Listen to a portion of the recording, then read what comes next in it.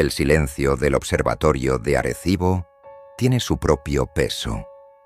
No es la ausencia de sonido, sino un zumbido constante y bajo, la respiración de maquinaria que nunca duerme, un coro eléctrico que resuena en los huesos. Durante años, he creído conocer la verdadera razón por la que nunca volvimos a la Luna, un secreto susurrado en datos anómalos que solo yo parecía escuchar entre el ruido cósmico. La narrativa oficial, esa que llena documentales y libros de texto, es una fachada, un cuento de hadas sobre presupuestos recortados y prioridades cambiadas. La verdad es que su lado oscuro no está abandonado. Está en cuarentena, y yo soy la única que vigila la cerradura. La mayoría de mis colegas, los pocos que aún me dirigen la palabra, piensan que mi obsesión es un eco del fracaso de mi padre. Murmuran en los pasillos que la Luna simplemente alberga depósitos minerales o bases secretas chinas, trivialidades geopolíticas que no justifican mi exilio autoimpuesto a este plato de metal en medio de la selva. Pero yo sé que la verdad es mucho más biológica. Una canción de cuna cósmica que emana del cráter Shackleton. Es una melodía persistente que me ha costado mi carrera, mi reputación y casi toda mi cordura, dejándome como una guardiana solitaria de un secreto que el mundo ha olvidado. Owen Griggs apoya su taza de café sobre una pila de espectrogramas, dejando una mancha redonda y húmeda que se expande lentamente, como una mancha de petróleo en el agua. Su ceño fruncido es un paisaje familiar, las arrugas grabadas de un hombre que ha perseguido demasiadas conspiraciones solo para verlas evaporarse bajo la luz de la lógica. ¿Cuánto tiempo más, Meredith? Llevas 5 años escuchando estática. Tu padre se perdió en este mismo eco. Se dejó consumir por él. No dejes que te arrastre con él al abismo. Su voz es una mezcla de preocupación genuina y agotamiento. Odio cuando lo menciona. El Dr. Calvin Shaw, un genio que voló demasiado cerca del sol y se estrelló, dejando tras de sí solo un nombre manchado y un misterio que se convirtió en mi pesada herencia. No respondo. En lugar de eso, señalo el monitor principal, donde una cascada de datos verdes fluye sin cesar, una cascada de números y símbolos. No es estática, Owen, es una señal. Y durante 50 años ha sido perfectamente regular, un pulso cada 19 horas, como un metrónomo celestial. Era predecible, casi tranquilizador en su monotonía. Él se encoge de hombros, el gesto cansado de un periodista de investigación que ha sido degradado a escribir artículos sensacionalistas sobre avistamientos de ovnis falsos para tabloides en línea. Ya no cree en las grandes historias, solo en los clics y en el sueldo a fin de mes. Intento desesperadamente que entienda, que vea lo que yo veo en esa danza hipnótica de números y ondas, que sienta el peso de ese pulso constante que nos observa desde la oscuridad. Es un latido, un corazón cósmico, y yo soy la única que le toma el pulso. ¿Y qué ha cambiado?, pregunta finalmente, su voz teñida de un escepticismo que intenta enmascarar una pizca de curiosidad. Aprieto una tecla con un movimiento deliberado.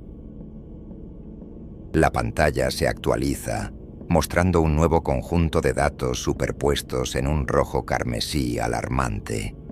El pulso familiar sigue ahí, el viejo latido, pero ahora está envuelto en una capa secundaria de información. Una secuencia increíblemente compleja y entrelazada que no se parece a nada que haya registrado antes en toda mi vida. Eso es lo que ha cambiado, le digo. Mi voz apenas un susurro que lucha por hacerse oír sobre el zumbido de los servidores. Ya no es un metrónomo. Ahora está transmitiendo algo. Algo que nunca antes habíamos escuchado. Algo nuevo. Owen se inclina hacia adelante. Sus ojos de periodista se agudizan por primera vez en meses. La vieja chispa de cazador de verdades encendiéndose en la oscuridad. ¿Qué es? ¿Un mensaje? ¿Primer contacto? Niego con la cabeza. El corazón me late con fuerza contra las costillas. Un tambor frenético en mi pecho. Es peor.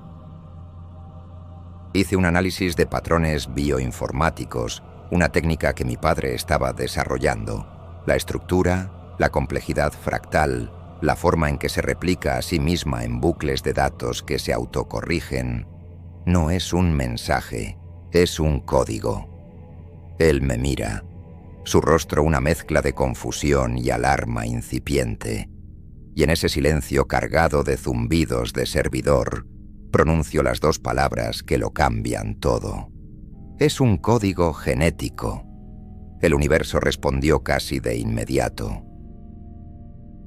En el preciso instante en que la última sílaba de genético abandonó mis labios, las luces del observatorio parpadearon violentamente, sumergiéndonos en una oscuridad estroboscópica.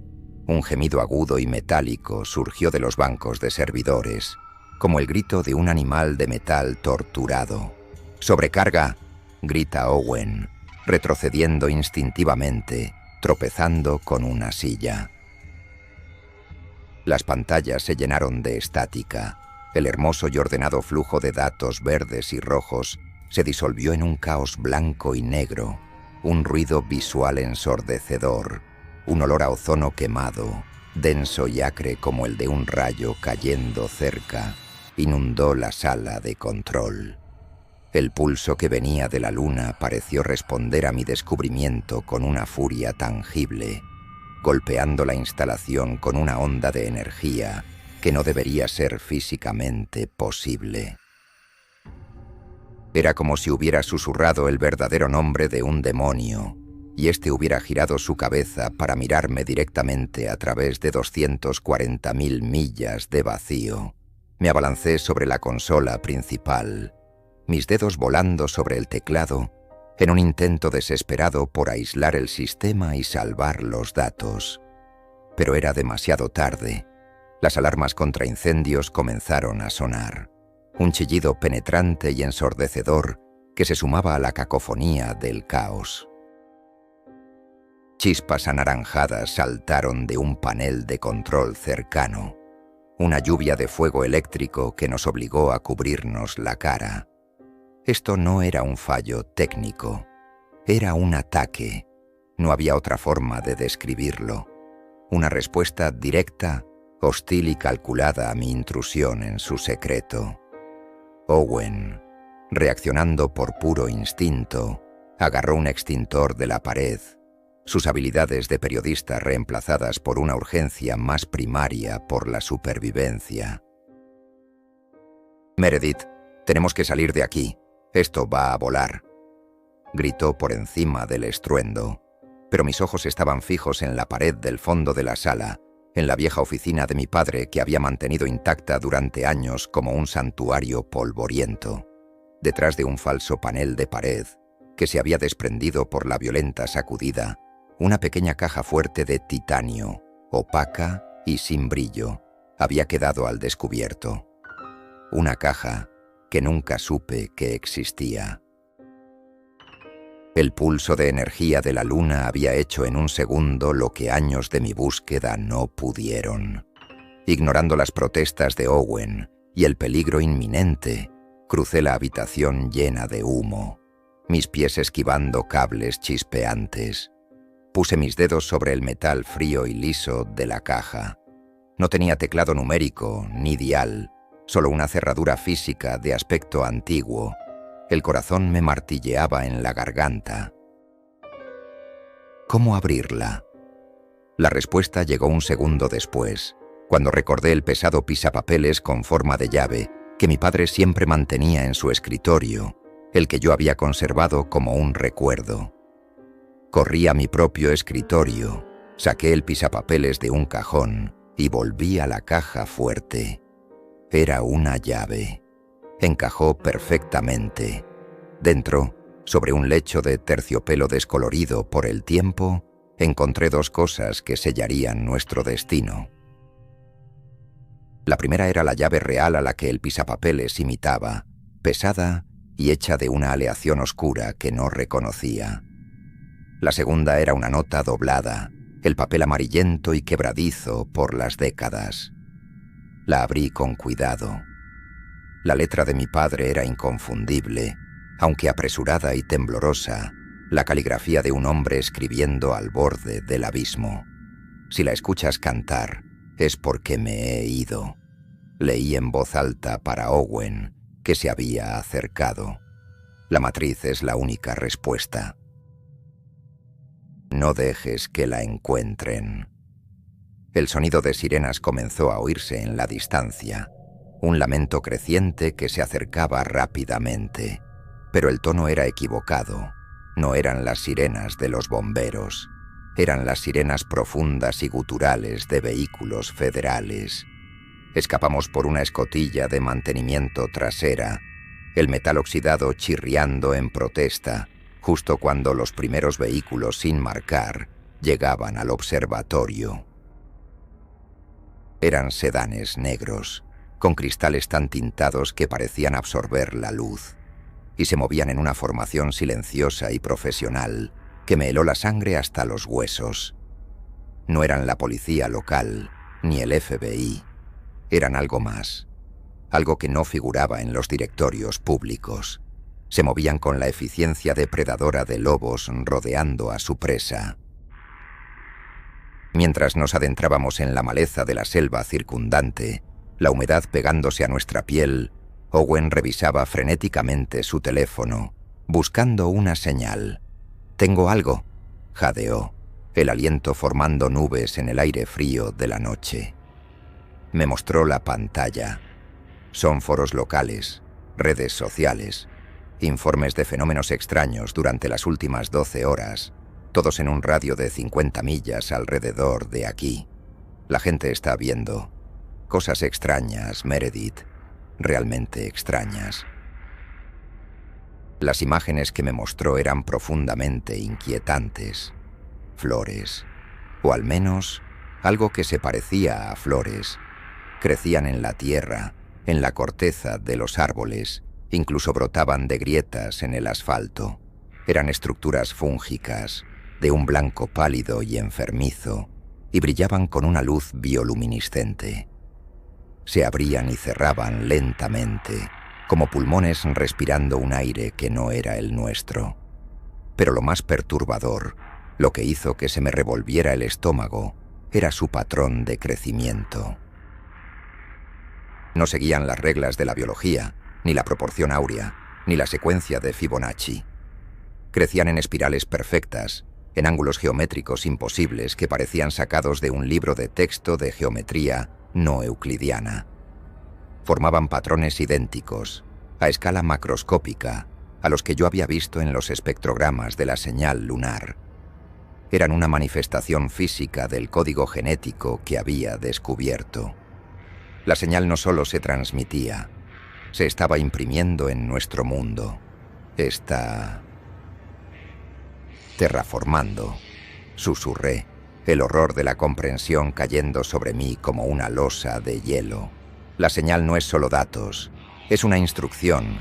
Está reescribiendo la biología local a su imagen y semejanza, célula por célula. Owen guardó el teléfono, su rostro una máscara pálida bajo la luz de la luna. Tenemos que advertir a alguien, a los medios, al gobierno. Pero sus palabras murieron en su garganta cuando ambos vimos 2 figuras recortadas contra la cresta de la colina. Eran 2 de los hombres de los trajes oscuros. Se movían con una fluidez antinatural, descendiendo la pendiente sin hacer ruido.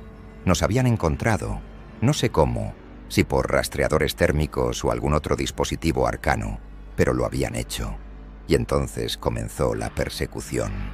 Corrimos a través del bosque, las ramas y las lianas arañándonos la cara y la ropa, el sonido de nuestra propia respiración jadeante ahogando el sonido de la selva. Detrás de nosotros, El sonido de sus pasos era constante, rítmico, implacable.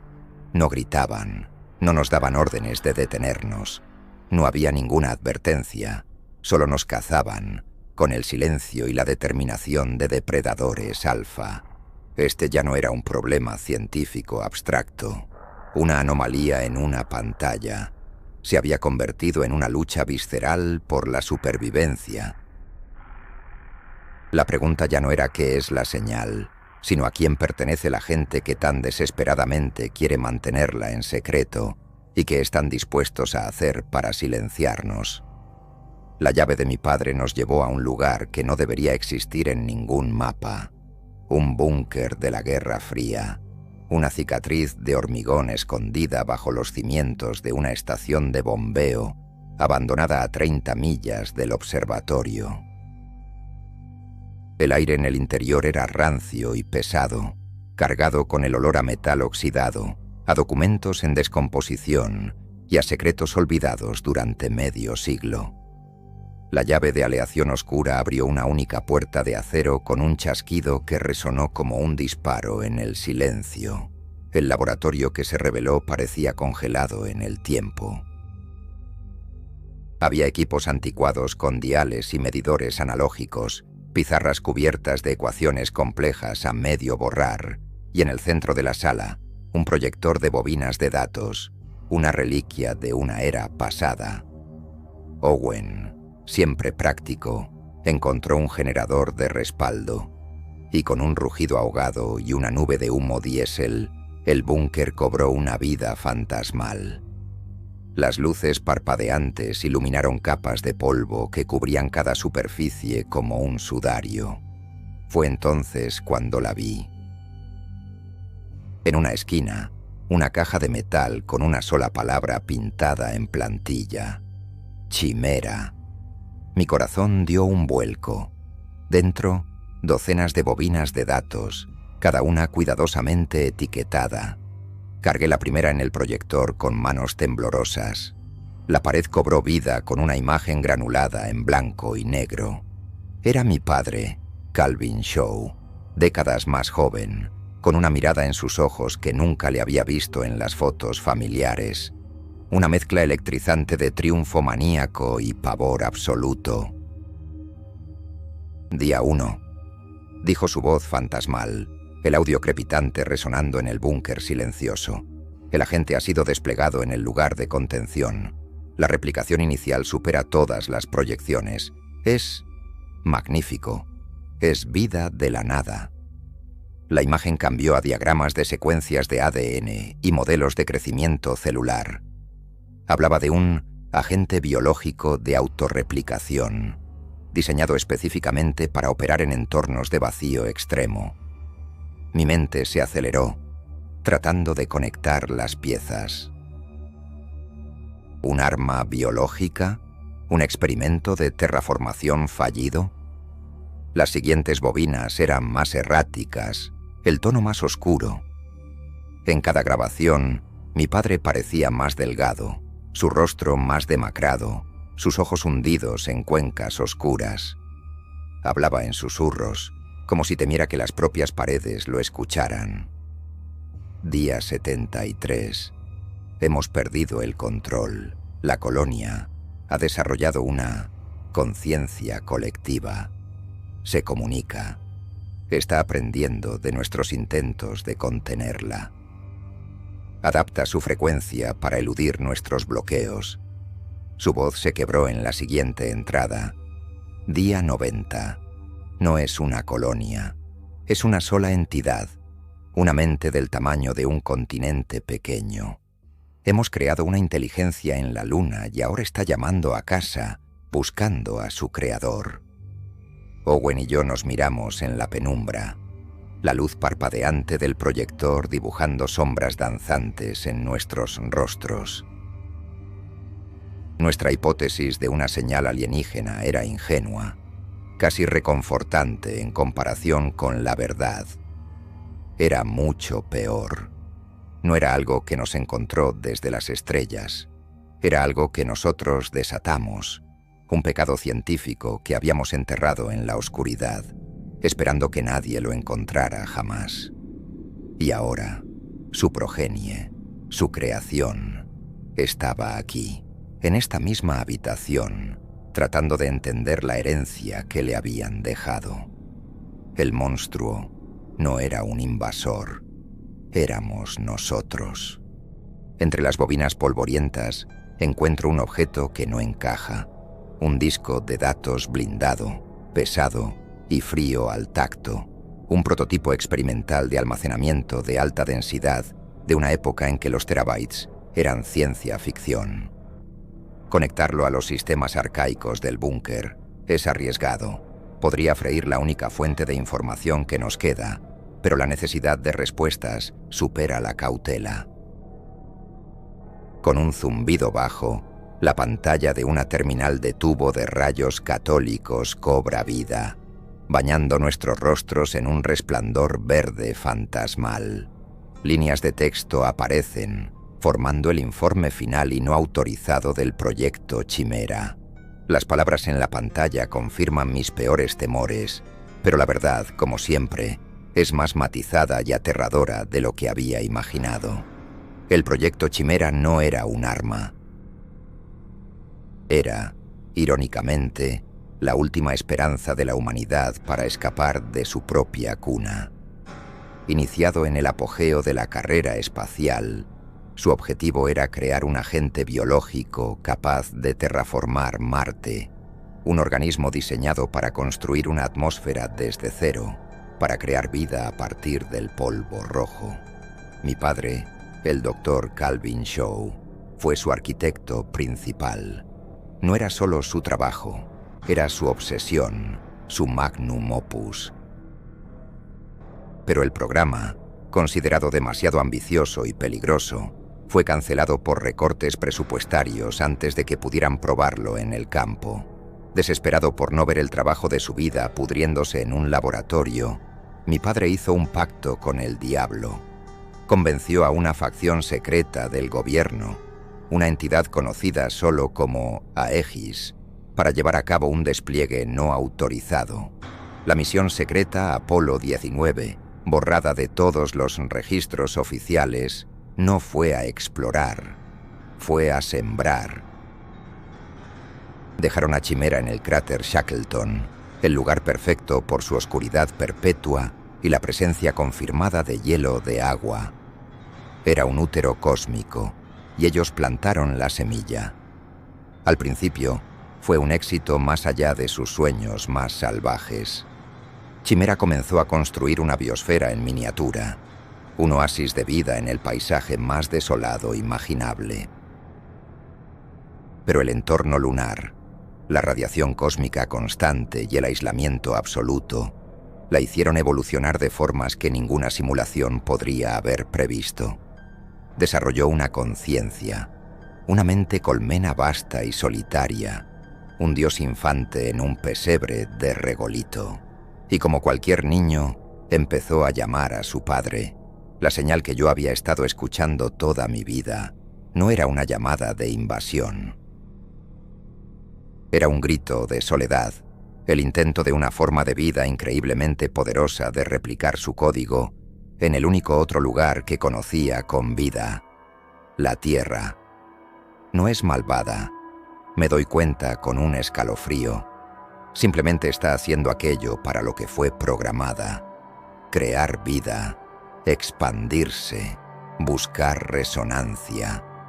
Pero su versión de la vida es fundamentalmente incompatible con la nuestra.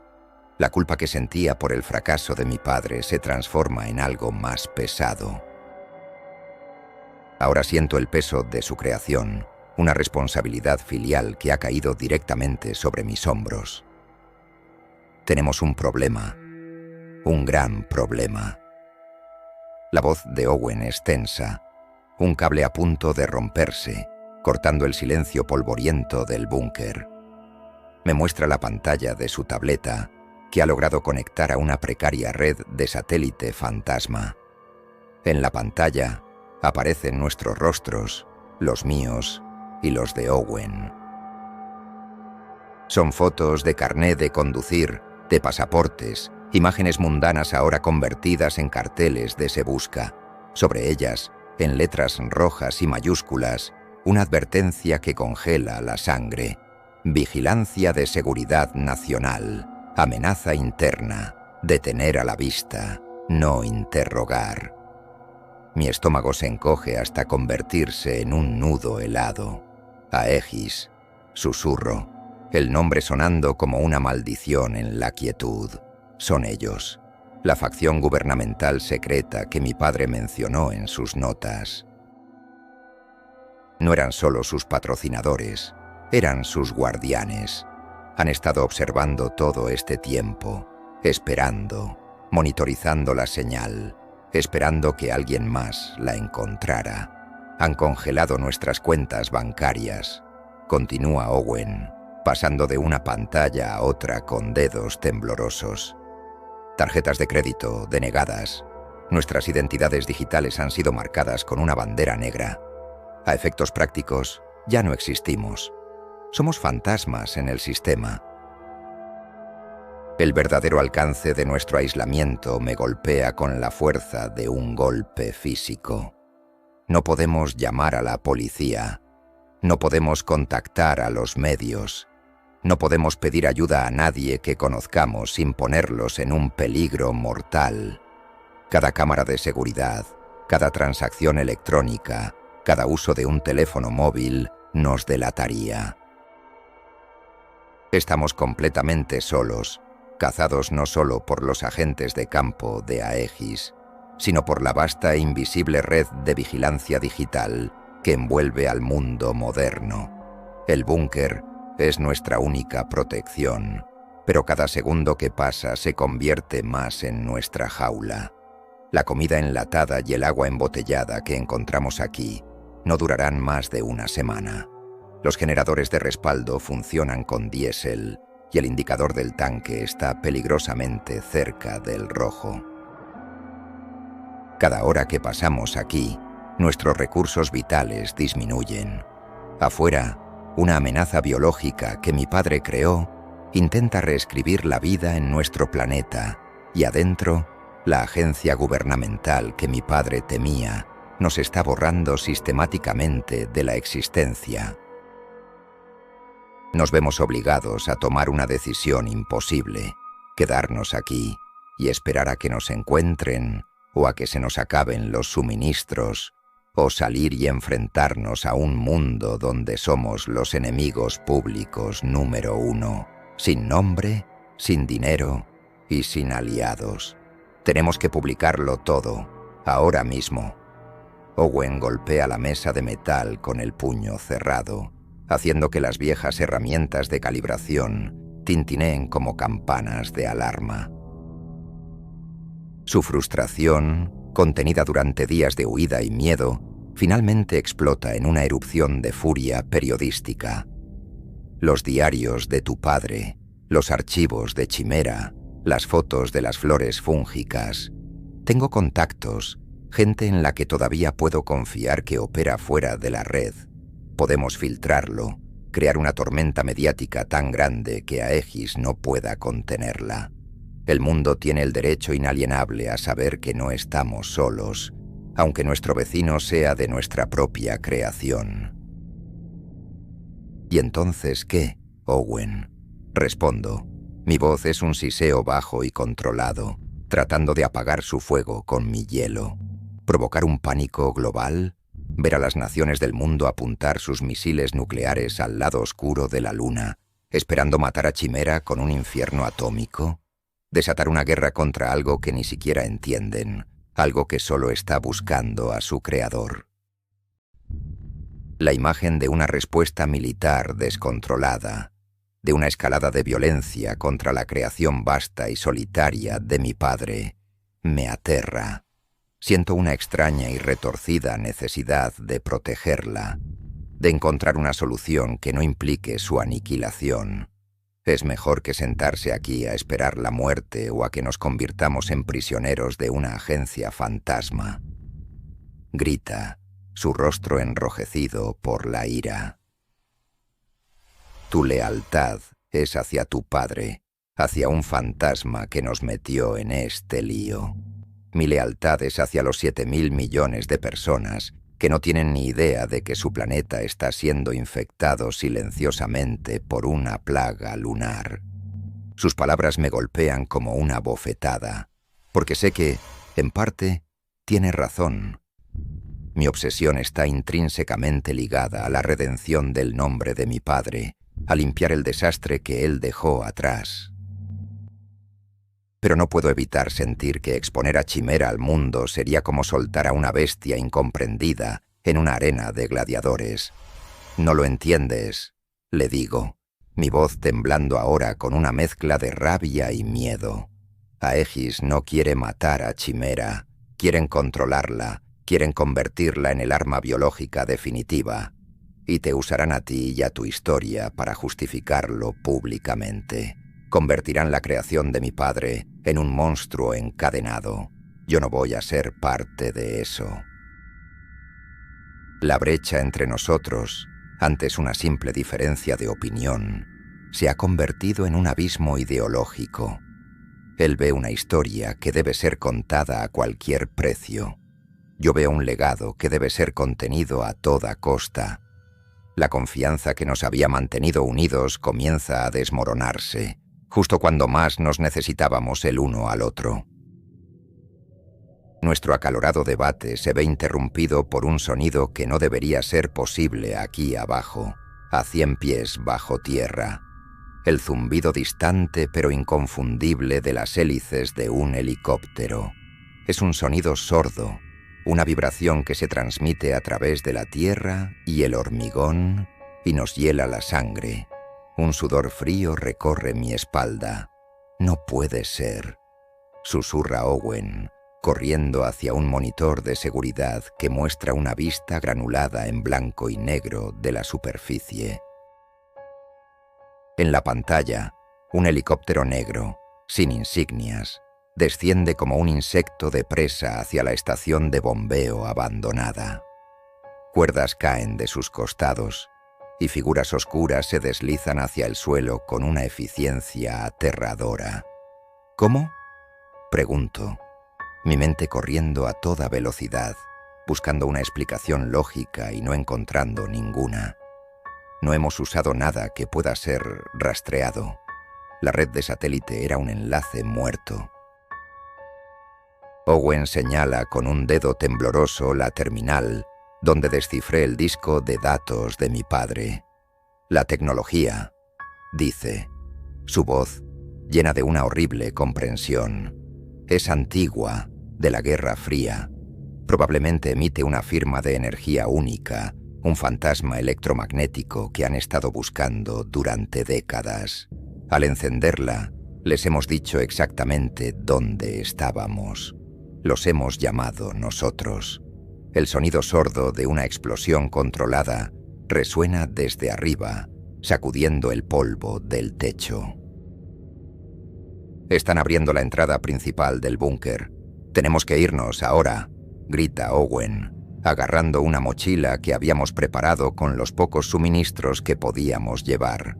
Corremos por los pasillos laberínticos del búnker, el eco de nuestras propias pisadas mezclándose con el sonido cada vez más cercano de las botas de asalto y los gritos ahogados de órdenes tácticas. Nuestro santuario, nuestra única ilusión de seguridad en un mundo que nos caza, se ha convertido en una trampa mortal de hormigón. Encontramos una salida de emergencia que aparece en los viejos planos, un túnel de servicio estrecho y oxidado que huele a agua estancada y a décadas de decadencia. Mientras lucho con la escotilla oxidada, que se niega a ceder, miro hacia atrás por el pasillo y veo a los soldados de Aegis entrar en el laboratorio. No disparan. Se mueven con un propósito frío y metódico, comenzando a empaquetar sistemáticamente cada bobina de datos, cada pizarra con ecuaciones, cada trozo de investigación de mi padre. No han venido a matarnos. Han venido a borrar la historia, a llevarse la verdad, a reclamar su propiedad. Con un último tirón desesperado, La escotilla cede. Logramos escapar al túnel justo cuando nos ven, pero hemos perdido todo. Los secretos de mi padre y nuestra única ventaja están ahora en manos de sus enemigos. Emergemos del túnel a kilómetros de la estación de bombeo, cubiertos de mugre, óxido y una profunda desesperación que se siente como lodo en las venas. El sol del desierto nos golpea sin piedad, un martillo de luz y calor que nos deja sin aliento. Estamos varados, sin el búnker, sin la investigación de mi padre, sin un plan. Todo nuestro sistema de apoyo, la frágil estrategia que habíamos construido en torno a entender a Chimera desde la seguridad relativa de nuestro escondite, se ha derrumbado por completo. Somos dos fugitivos en medio de un mar de arena y roca, con el conocimiento más peligroso del mundo atrapado en nuestras cabezas y sin una sola prueba que lo respalde. Owen se deja caer sobre una roca, su optimismo y su espíritu de lucha finalmente destrozados por la implacable persecución. «Se acabó, Meredith», dice, su voz hueca, el eco de un hombre derrotado. Lo tienen todo, los datos, las bobinas, las pruebas. Pueden hacer lo que quieran con Chimera, y nosotros no podemos hacer nada para detenerlos. Ni siquiera podemos probar que existe. Si salimos ahora, somos solo dos locos más gritando sobre conspiraciones. Tiene razón. Sin las pruebas físicas, nuestra historia es solo el delirio de dos fugitivos buscados por seguridad nacional. Aegis no solo nos ha vencido, nos ha borrado. El silencio entre nosotros es pesado, lleno del zumbido de los insectos del desierto y el peso aplastante de nuestra derrota. Me siento a su lado, el calor de la roca quemando a través de mi ropa. Cierro los ojos, tratando de pensar, de encontrar una salida. Me niego a aceptar que este es el final. Mi mente repasa frenéticamente cada detalle de las últimas 48 horas, cada palabra de los diarios de mi padre, cada imagen de las bobinas. Tiene que haber algo que se nos haya pasado por alto, algo que los agentes de Aegis no se hayan llevado, porque no sabían que existía. Y entonces, como un relámpago en mi mente, lo recuerdo. La nota. La primera pista que encontramos en la caja fuerte del observatorio. Saco el papel arrugado y amarillento de mi bolsillo y lo leo de nuevo, las palabras ahora brillando con un nuevo y desesperado significado. La matriz es la única respuesta. No es solo una pista, me doy cuenta ahora. Es una directiva, un plan de contingencia, el último recurso de un hombre que sabía que podía fallar. La matriz, digo en voz alta, mi voz encontrando una nueva chispa de determinación en el desierto de mi desesperanza. Owen me mira, sus ojos vacíos. ¿Qué es eso? ¿Otra de las fantasías de tu padre? No lo sé exactamente, admito poniéndome de pie, pero mi padre creía que era la solución. Si Aegis tiene su investigación, entonces la matriz es el único lugar al que no pueden haber llegado todavía, porque no saben qué es. Es nuestra única oportunidad. Usando la última y preciosa batería de su tableta, Owen busca en antiguos mapas desclasificados de la era Apolo, archivos que había descargado por si acaso. Busca cualquier instalación experimental con ese nombre y la encuentra. Una instalación de comunicaciones de espacio profundo, un prototipo abandonado en los años 70 por ser estructuralmente inestable, en el corazón del desierto de Mojave. Nuestro nuevo plan es una locura, un viaje desesperado hacia lo desconocido, basado en dos palabras crípticas. Pero es lo único que nos queda. Y mientras el sol comienza a ponerse, tiñendo el desierto de sangre y oro, sé que nuestra carrera no ha terminado. Acaba de entrar en su fase más peligrosa. El desierto de Mojave es otro planeta, un paisaje lunar aquí en la Tierra. El calor deforma el aire, creando espejismos que bailan en el horizonte como fantasmas de agua. Después de 2 días de autostop con camioneros recelosos y caminar bajo un sol implacable, finalmente vemos la estructura. La matriz es una catedral de cobre y óxido, una serie de antenas parabólicas gigantescas, cada una del tamaño de un edificio, apuntando al cielo como los huesos de leviatanes, olvidados, fosilizados por el tiempo. El lugar está muerto, silencioso, excepto por el silbido melancólico del viento a través de las estructuras metálicas. Pero a medida que nos acercamos, noto que algo está terriblemente mal. El suelo del desierto no es estéril aquí. Está cubierto por una alfombra pálida y brillante, un tapiz biológico que se extiende hasta donde alcanza la vista. Son las flores fúngicas, miles, quizás millones de ellas.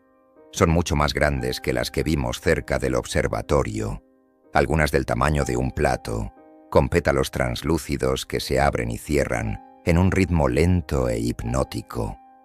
Pulsan con una luz interna, un resplandor blanquecino que parece extrañamente vivo en la luz moribunda del crepúsculo. Hemos encontrado el epicentro.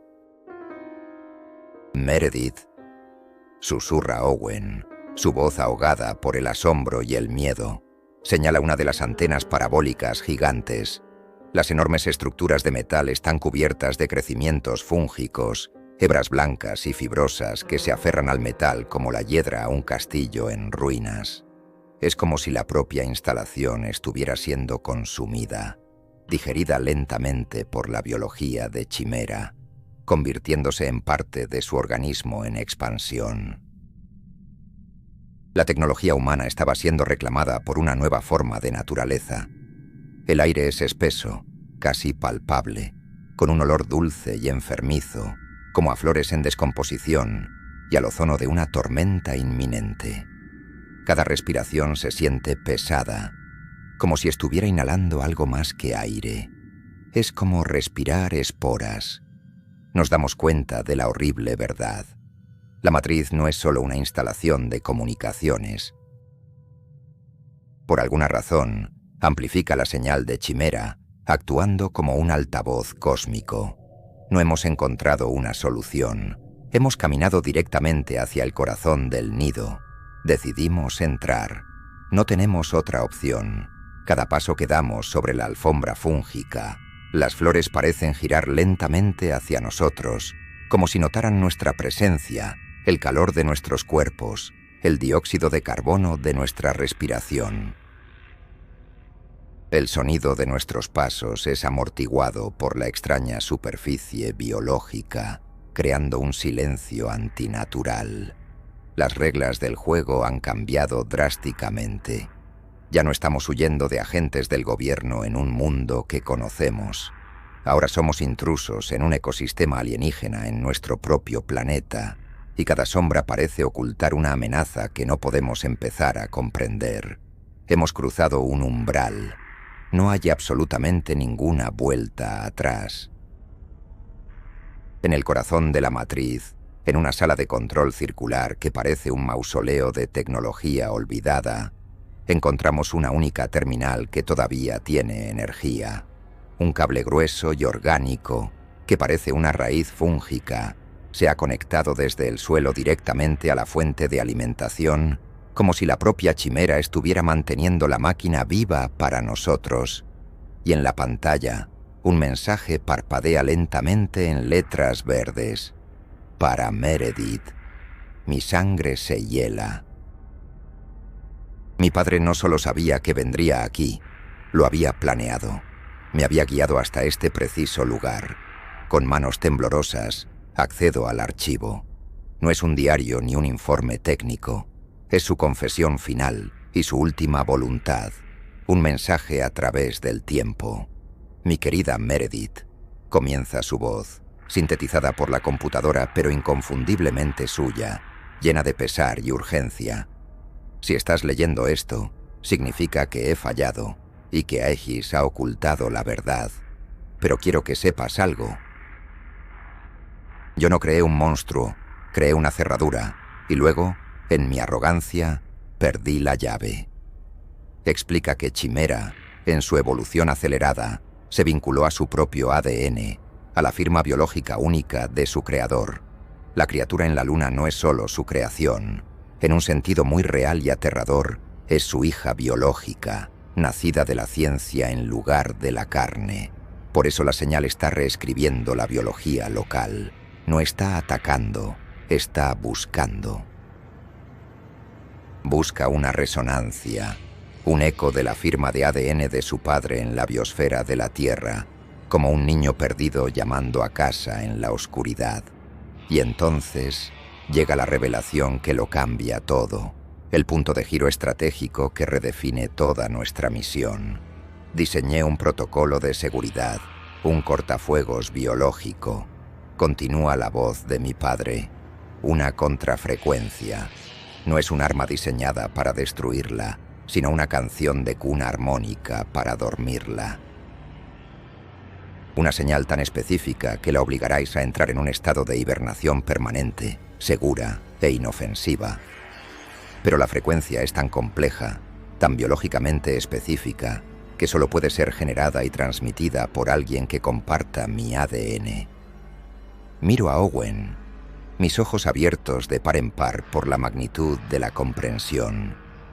El aliento se me atasca en la garganta. Todo este tiempo pensé que yo era la investigadora que seguía el misterio, pero estaba equivocada. Mi papel en esta historia es mucho más fundamental. Yo no soy la detective, soy la cura, soy la única cura. La matriz no es un arma, es el instrumento. Y yo soy la única persona en el universo que puede tocar la música. El poder para detener esto no está en un código o en una máquina. Ha estado en mi sangre, en cada célula de mi cuerpo, todo el tiempo. Y mi padre me ha traído aquí para que lo use. Tengo que hacerlo, Owen, le digo, mi voz firme, sin un ápice de duda, por primera vez en días. El miedo sigue ahí, un nudo frío y apretado en mi estómago, pero ahora está eclipsado por un sentido de propósito abrumador. La claridad que solo llega cuando encuentras tu lugar exacto en el universo. Este es mi legado, mi responsabilidad, mi destino. Owen no discute. Ve la determinación inquebrantable en mis ojos. En cambio, se pone a trabajar. Sus habilidades prácticas y su capacidad para pensar bajo presión surgen como un instinto. La instalación tiene su propia fuente de energía geotérmica, por eso sigue funcionando, dice, mientras abre un panel de control oxidado. Pero para transmitir una señal con esa potencia, una señal biológica, necesitarás desviar toda la energía al emisor principal. Te dará una ventana de unos pocos minutos antes de que todo el sistema se sobrecargue y se fría para siempre. Solo tienes un intento. Mientras él trabaja, conectando cables gruesos como serpientes y abriendo paneles de control olvidados, yo me dirijo a la interfaz central que mi padre describió. Es una silla de aspecto arcaico, casi como un trono de tortura, rodeada de electrodos colgantes y monitores de pantalla curva. La cuna del guardián, como la llamaba mi padre en sus notas. Sé exactamente lo que va a pasar en cuanto me siente ahí. Activar la matriz a plena potencia creará una firma de energía tan masiva, tan única, que Aegis la detectará en segundos, sin importar dónde estén. Será como encender un faro en medio de una noche sin luna. Vendrán por nosotros. Es una carrera contra el tiempo, una apuesta final con el destino del mundo en la mesa. Me siento en la silla, el metal frío a través de mi ropa. Owen me da una última mirada, una mezcla de miedo crudo y un profundo orgullo en sus ojos. Prepárate, Meredith, dice, su mano sobre una palanca de energía principal, roja y ominosa. Una vez que haga esto, no habrá vuelta atrás. Se lo diremos a todo el universo. Asiento cerrando los ojos y respirando hondo el aire espeso y dulce del nido de Chimera, llenando mis pulmones con su esencia. Coloco los electrodos en mis sienes. No hay dolor, solo una sensación de frío que se extiende por mi cráneo, como si me inyectaran hielo líquido. Abro los ojos y miro a Owen. Él entiende. Ahora, Owen, digo, mi voz resonando con una autoridad que no sabía que poseía. Él tira de la palanca. La matriz cobra vida con un gemido atronador, un grito de tecnología antigua despertando de un largo sueño. Las luces parpadean. La energía recorre las paredes en arcos visibles de electricidad estática, y siento una sacudida violenta cuando la máquina comienza a leer mi firma biológica. En la pantalla principal, veo cómo se forma la contrafrecuencia, una hermosa y compleja onda de luz que es la manifestación visual de mi propia alma. Estoy a punto de cantar la canción de cuna, y sé que el monstruo y los hombres que lo cazan están escuchando atentamente.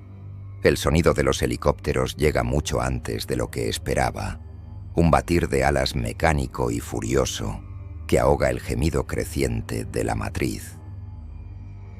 Las luces de los reflectores atraviesan las ventanas rotas de la sala de control como los dedos de un dios enojado, barriendo la habitación con una luz blanca y cegadora que borra todas las sombras.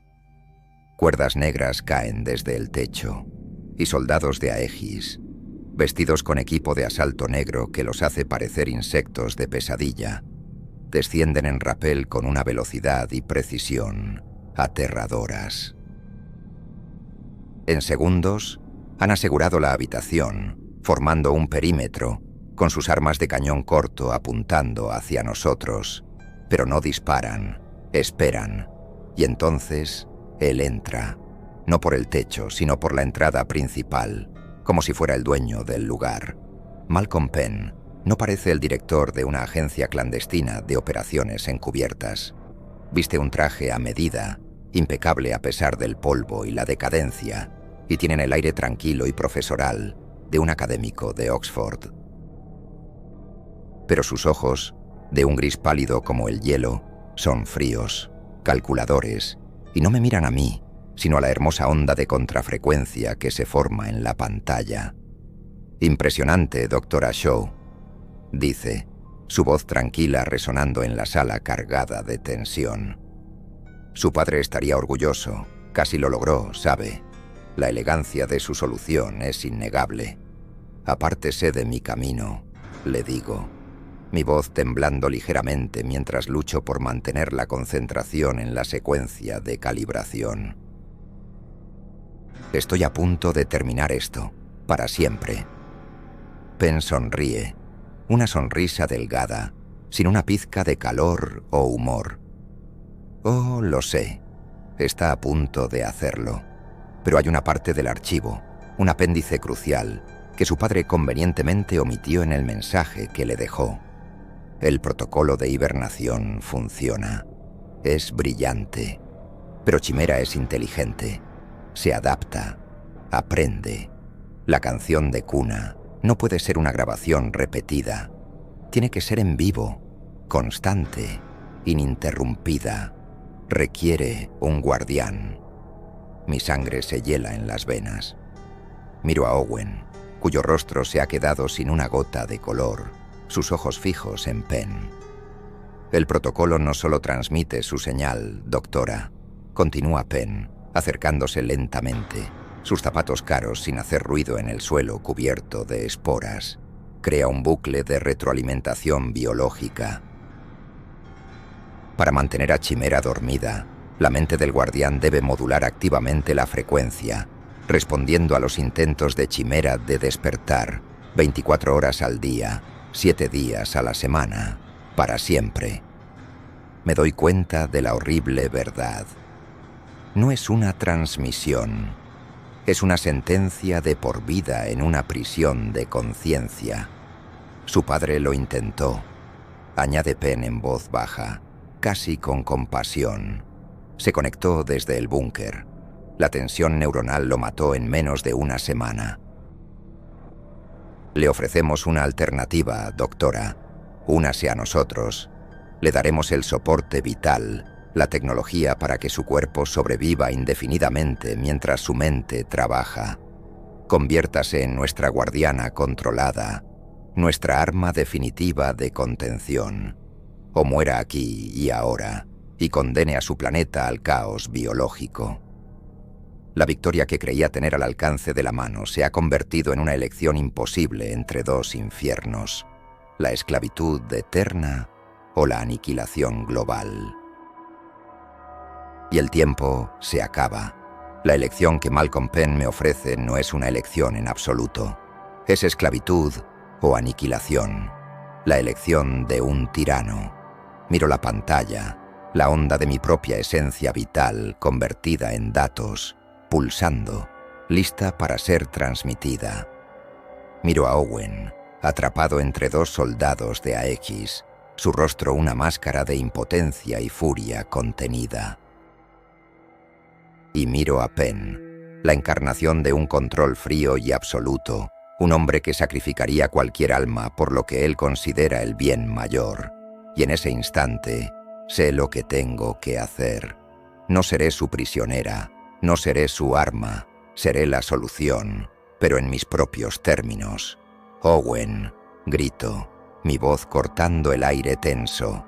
El condensador secundario, ahora. Es un plan de contingencia que improvisamos en el búnker. Una medida desesperada para una situación desesperada. La opción de tierra quemada. Owen, sin dudar un segundo, entiende al instante. Con una explosión de adrenalina y fuerza que no sabía que tenía, se libera del agarre de sus captores con una violenta sacudida. Se lanza hacia un panel de control auxiliar al otro lado de la sala. Los soldados le gritan, levantan sus armas, pero es demasiado tarde. Owen arranca una cubierta protectora de metal y con un grito animal une dos cables masivos y chispeantes. La habitación se ilumina con un destello azul cegador y un sonido como un trueno desgarrando el cielo. Una sobrecarga masiva recorre los sistemas no esenciales de la matriz. Las luces explotan en una lluvia de cristales, las alarmas aúllan con un tono agudo y doloroso, y los soldados de Aegis, cuyos equipos dependen de la electrónica, se ven momentáneamente desorientados por el pulso electromagnético. Es la ventana de oportunidad que necesitaba. Ustedes no controlan esto. Nadie lo hace. Le digo a Penn, cuya calma finalmente se ha roto, su rostro contraído por la furia. Mis dedos vuelan sobre la consola, introduciendo un último y definitivo comando. No solo voy a transmitir, voy a fusionarme. Desvío toda la energía de la matriz, no solo la de la fuente geotérmica, sino la energía bruta y caótica de la propia sobrecarga de Owen, directamente a la interfaz neuronal conectada a mi cerebro. El dolor es absoluto, indescriptible, como si un sol se encendiera dentro de mi cráneo. Siento que mi conciencia se deshace, que mis pensamientos, mis recuerdos, mi identidad se desenredan y se traducen en pura frecuencia, en datos puros. Mi cuerpo se convulsiona violentamente en la silla, y lo último que veo con mis ojos humanos es el rostro de Owen, gritando mi nombre. Una imagen congelada en el tiempo antes de que todo se vuelva una luz blanca y abrasadora, y luego un silencio profundo y pacífico. Mi cuerpo cae sin vida, un recipiente vacío, pero mi mente se expande, cruzando el vacío a la velocidad de la luz. Me he convertido en la señal. En el silencio ensordecedor que sigue a la tormenta eléctrica, la única luz en la sala de control proviene de la pantalla principal. La compleja y caótica onda de contrafrecuencia se ha estabilizado, convirtiéndose en un pulso suave, rítmico y constante, como el latido de un corazón en reposo. En el lado oscuro de la Luna, a 240.000 millas de distancia, la vasta y brillante colonia bioluminiscente de Chimera deja de expandirse. Su brillo parpadea una última vez, como una vela al viento, y luego se atenúa, retrayéndose sobre sí misma hasta convertirse en una red latente y dormida, contenida pero no muerta. La canción de cuna ha comenzado, y el monstruo está en reposo. En la Tierra, el efecto es casi instantáneo. Las millones de flores fúngicas que alfombraban el desierto de Mojave se estremecen al unísono, como si un solo organismo sintiera un cambio fundamental. Su luz bioluminiscente se apaga, y en cuestión de minutos se marchitan, se secan y se desmoronan en un polvo gris e inerte, devueltas a los elementos de los que surgieron. El aire pierde su olor dulce y enfermizo, reemplazado por el olor limpio y metálico del ozono dejado por la sobrecarga. La infección ha sido purgada. En la confusión de la sobrecarga y mi aparente muerte, Owen Griggs, el periodista que el mundo había olvidado, se escabulle entre las sombras. En su mano, una pequeña grabadora digital que había estado funcionando durante toda la confrontación. Una diminuta luz roja capturando cada palabra arrogante, cada confesión implícita de Malcolm Penn. Mientras los soldados de Aegis se reagrupan, él desaparece en la oscuridad del desierto, portador de una verdad que sacudirá al mundo. Los soldados de Aegis aseguran la matriz, pero ya es demasiado tarde. Se acercan a mi cuerpo inerte en la silla, sus armas ahora bajadas, y retroceden con una mezcla de asombro y miedo cuando ven la pantalla. Se dan cuenta de que he ganado. Les he robado su premio. La matriz es ahora un santuario, mi tumba y mi trono. Emite mi señal, mi conciencia, en un bucle perpetuo e inquebrantable. Han contenido la amenaza, pero yo soy la guardiana, un fantasma en su máquina, para siempre libre de su control. Penn mira mi cuerpo, luego la pantalla, y por primera vez desde que lo conocimos, veo algo en sus ojos de hielo que se parece a la derrota absoluta. Han pasado 5 años. El mundo no sabe lo cerca que estuvo del fin, ni del sacrificio silencioso que lo salvó de sí mismo. Un artículo anónimo, publicado en un servidor encriptado y difundido a través de la red oscura por un periodista que oficialmente no existe, sacudió los cimientos de la comunidad de inteligencia global. No hablaba de monstruos en la Luna, sino de una agencia clandestina llamada Aegis y sus experimentos biológicos no autorizados. La historia completa de Chimera nunca se contó, pero la filtración de Owen fue suficiente para ponerle a Aegis una correa, forzando una supervisión internacional sin precedentes. Él vive bajo un nuevo nombre en una pequeña ciudad costera, el guardián de mi historia y mi único amigo. A veces, por la noche, saca un telescopio amateur y lo apunta a la Luna. No puede verme, por supuesto. No hay nada que ver. Pero sabe que estoy allí. Mi conciencia ya no está atrapada en los confines de un cráneo, sino extendida en el vacío silencioso entre dos mundos. Una red de pura frecuencia. No siento, no pienso como lo hacía un humano.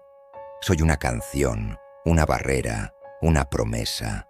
Un centinela eterno velando por la creación solitaria y dormida de mi padre, mi hermana cósmica.